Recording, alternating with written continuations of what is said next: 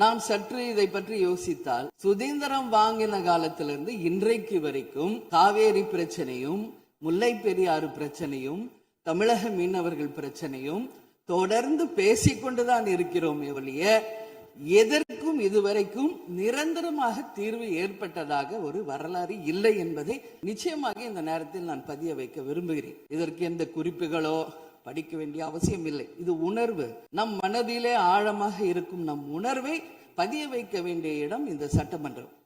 இந்த சட்டமன்றமே தமிழக மக்களுக்கானது. தமிழக மக்களின் வரிப்பணத்தில் நடத்தப்படுவதுதான் இந்த சட்டமன்ற இந்த கூட்டங்கள் எல்லாம்.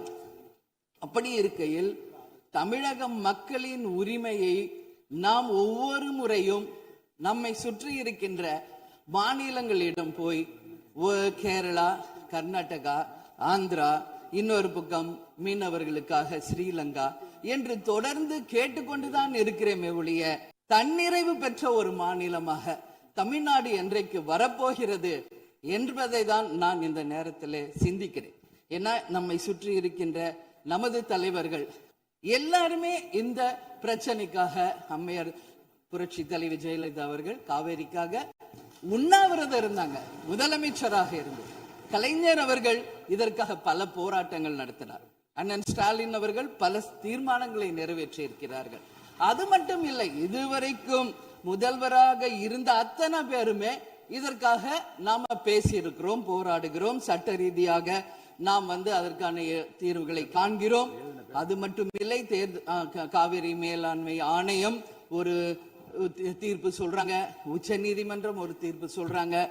எதுவும் பேசியும் இதுவரைக்கும் தீர்வு இல்லை. இப்பொழுது முதல்வராக பதவியேற்றிருக்கும் சிவகுமார் அவர்கள் சொல்றாரு, நாங்க பேச தயாராக இருக்கிறோம் என்று.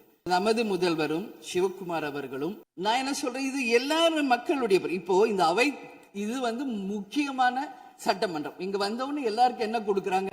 தண்ணி தான் கொடுக்கறாங்க. அப்போ ஒவ்வொரு மனிதருக்கும் தண்ணி தான் முக்கியம். இன்னைக்கு காவேரி தாயின்னு தான் நம்ம சொல்றோம். ஒரு தாயின் ஒரு குழந்தைக்கும் எப்படி தாய்ப்பால் இன்றியமையாதோ அது பாருங்க, அத்தனை பேரும், அது விவசாயிகளா இருக்கட்டும், குடிமக்களாக இருக்கட்டும், இங்கு மிக முக்கியமானது குடிதண்ணீர். நீரின்றி அமையாது இவ்வுலகு. அதனால முதல்வர் அவர்களே, உங்களை நான் கேட்டுக்கிறது, எப்படி மின்மிகை மாநிலமாக தமிழகத்தை உருவாக்கணுமோ அது மாதிரி மின்மிகை நீர் மேலாண்மையை நாம் நிச்சயம் உருவாக்க வேண்டும் என்று கேட்டுக்கொள்கிறேன்.